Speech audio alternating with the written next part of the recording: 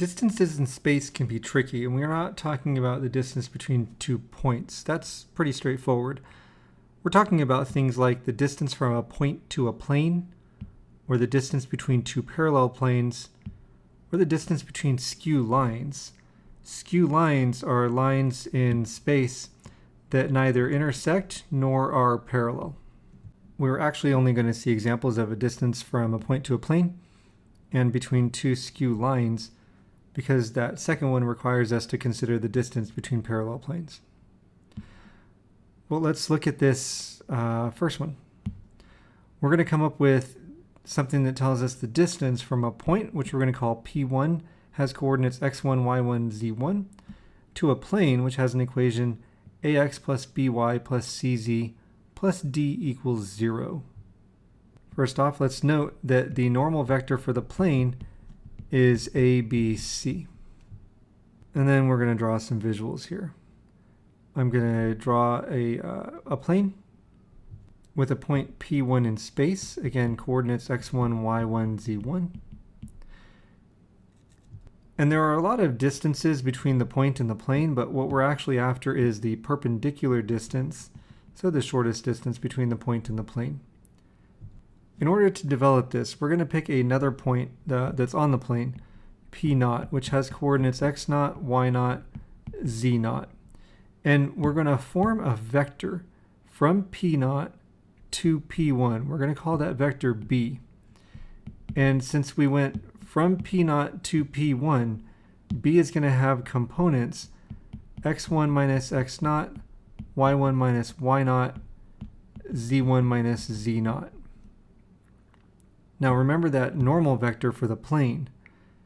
It exists anywhere on the surface of the plane, and I can actually put it in a location that's along the perpendicular distance that we were talking about. There's our vector n.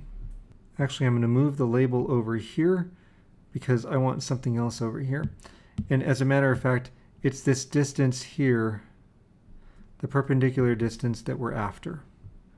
We'll call that distance d. And folks, it's the case that the scalar projection of b onto the normal vector n is going to give us that distance d.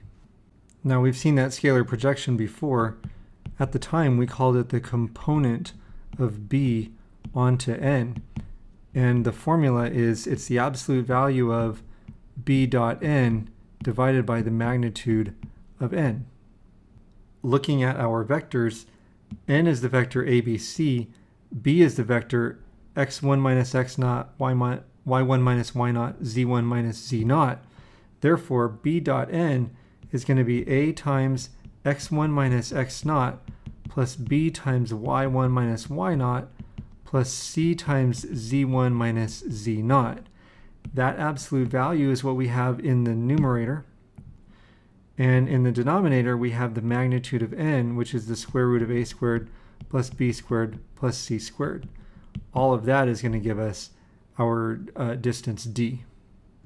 Rearranging within the absolute value in the numerator is going to give us ax1 plus by1 plus cz1 minus the quantity of ax0 plus by0 plus cz0. And it looks like we've made things worse. However, x0, y0, z0 is a point on the plane ax plus by plus cz plus d is equal to 0. In other words, the negative of ax0 plus by0 plus cz0 is d. So the distance uppercase d is equal to the absolute value of ax1 plus by1 plus cz1 plus d divided by the absolute value of a squared plus b squared plus c squared. So we can say that that's the distance, and then we can, finish this off by saying where the plane is given by ax plus by plus cz is equal, plus d, is equal to 0. and P1, which is x1, y1, z1, is a point not on the plane. To see what this looks like in action, find the distance between the point -6, 3, 5 and the plane x minus 2y minus 4z equals 8. First thing I notice, the plane has the wrong equation. Remember, the plane that we were working with had all the non-zero numbers on one side and then 0 on the right-hand side. So the first thing we're going to do is rewrite the equation of the plane. We have x minus 2y minus 4z minus 8 is equal to 0. That tells us that lowercase d is -8. Now, what the formula tells us to do is use a, b, c, the direction vector for the plane, and the coordinates x1, y1, z1 for the point. So d is going to equal 1 times -6 minus 2 times 3 minus 4 times 5 minus 8, all in absolute value because distances can't be negative after all, divided by the square root of 1 plus -2 squared plus -4 squared.